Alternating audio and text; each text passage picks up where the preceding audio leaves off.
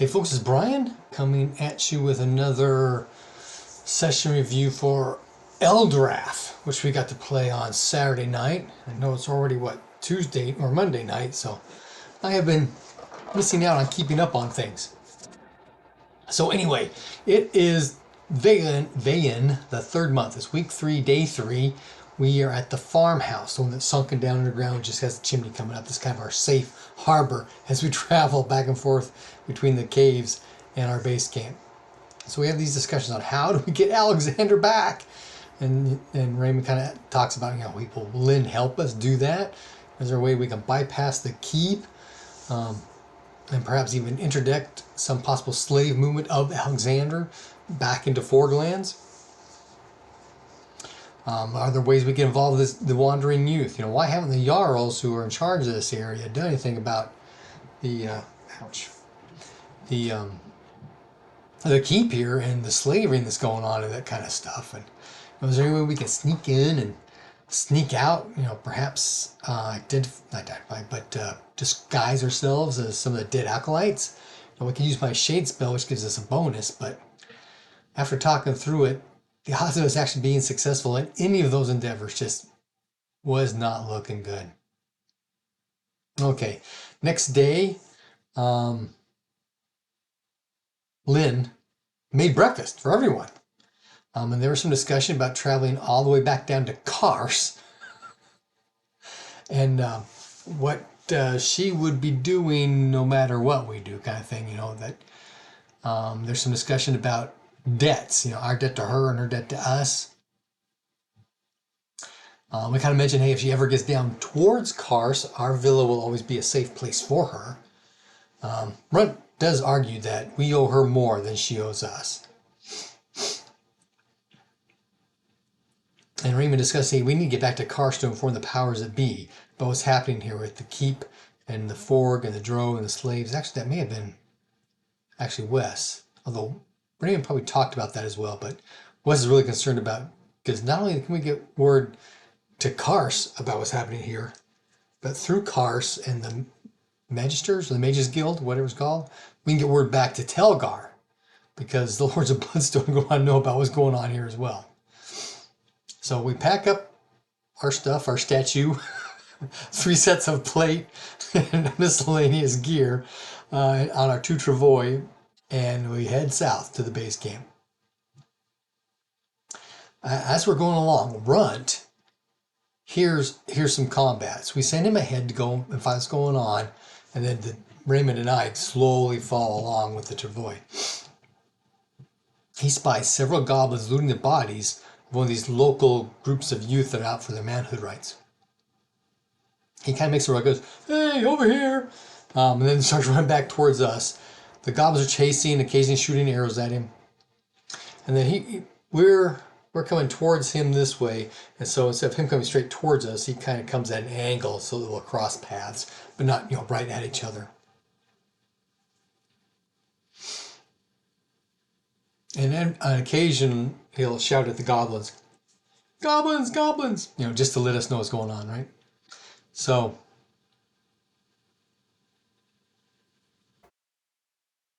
as we're getting closer to running where he's running, we are orienting ourselves and we try to be stealthy.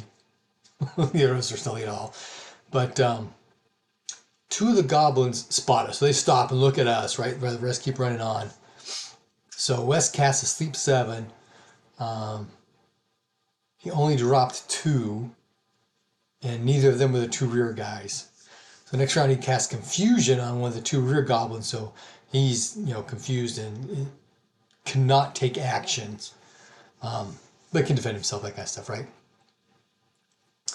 Meanwhile, Runt stops and fights a couple at him, because the 2 that were in the middle that fell asleep, one of the goblins stops and goes back to try and, what's going on with you guys? Wake them up, kind of thing. And there are 2 on Runt. So Runt stops and kind of does a defense attack kind of stuff, and Raymond starts booking it towards Runt. Okay, so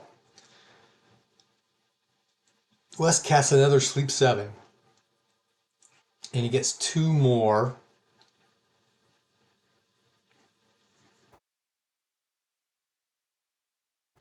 The 2 on Runt.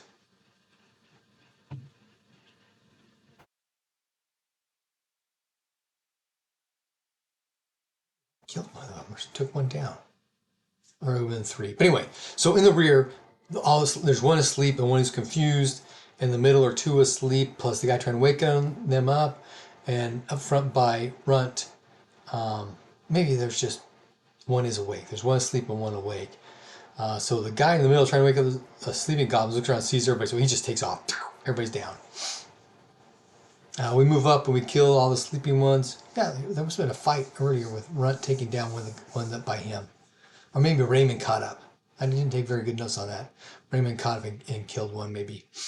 But anyway, they're all asleep or dead and one confused. We kill all the sleeping ones. And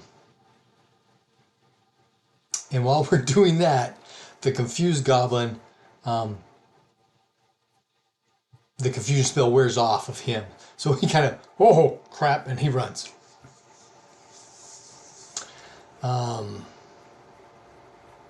So Raymond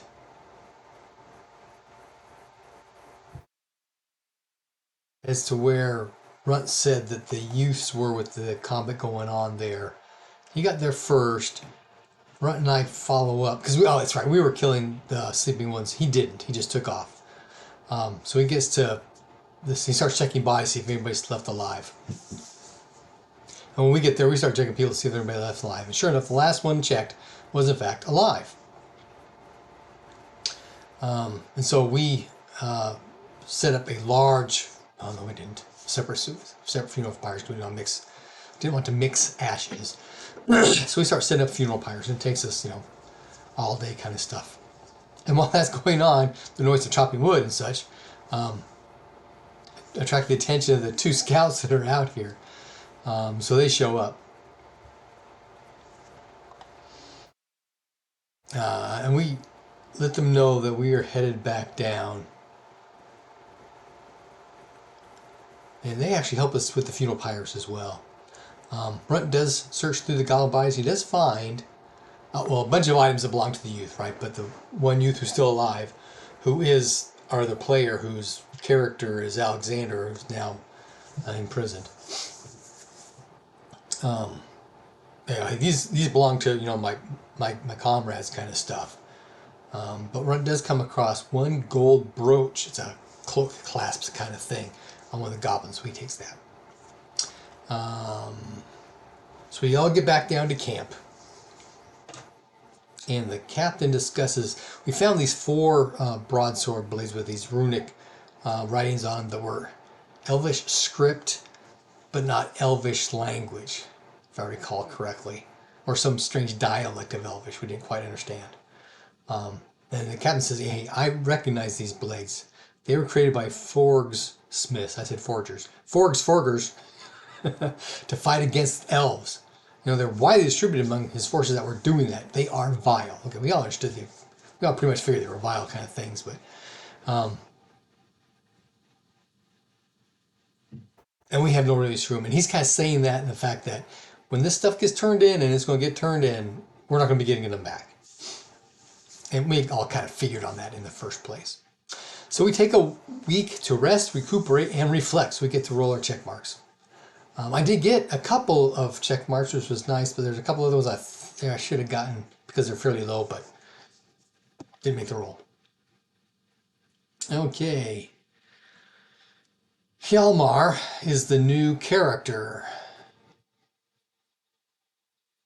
Oh, when we went south to the camp, our base camp, he went east to his people's village to return, the items, let everybody know what had happened, and then he comes back to pay off his life debt. That's the hook that got him involved with us is he's going to pay off this life debt to us.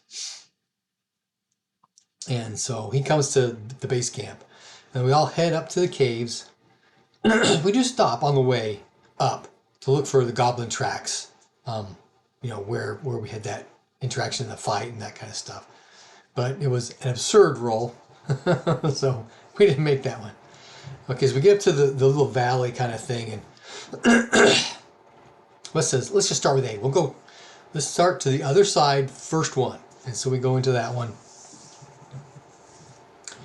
And you go into the cave, and there's like a T intersection. And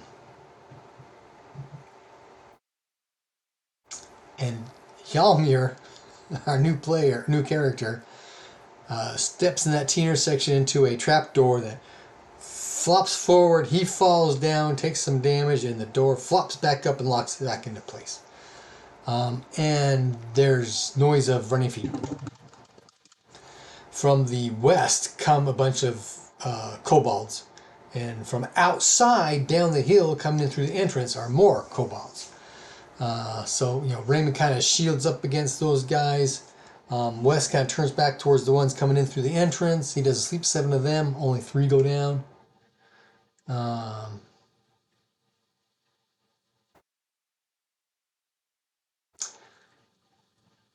Runt jumps over the pit area, triggers it on the far side where it ramps down, uses his dagger to jam it in the hinge area so it'll stay open, and then Hjalmir tries to jump up and climb out.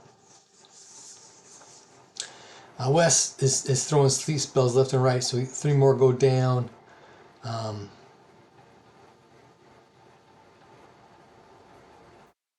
Runt had knocked one of the planks. Oh, the goblins coming from the west had 2 planks, so they put across the opening so they can fight from there.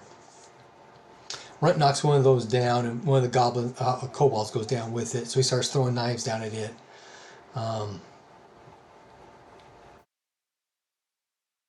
then more kobolds show up from the east, or from the west, sorry. And Hjalmir had actually climbed up that side, so he's there essentially by himself. Raymond, I think, did a shield punch on one of the kobolds to knock him into the pit. And so there's like 4 or 5 of these kobolds all whacking at Hjalmir. And he's able to block a bunch of them, but he can't block them all, right? So he eventually gets hit a couple times, and he... he got hit. Oh, that's right. They were poisoned. One had a spear that was poisoned that paralyzed his abdomen, so his legs go out from under him. He drops to the ground. And so he tries to, he wants to escape, but because of his abdomen not doing anything with his legs, he's kind of, rolls over and falls down in the pit and takes more damage. Enough to make him go to 0 hit points, and puts him unconscious. More sleeping kobolds. And then Raymond starts slaying sleeping kobolds. Kobold number 4 turns to run. Oh, he was by the entrance. He turns to run, and Wes gets his opportunity attack on, right? But he fumbled. He rolled a 100. And his fumble had him twisting his ankle, so he falls. It takes him 3 rounds to get up. He's going to be at half movement for 36 more melee rounds. So while he's laying there on the ground, recovering, the goblins on the hallway fix the boards and start to come across at us.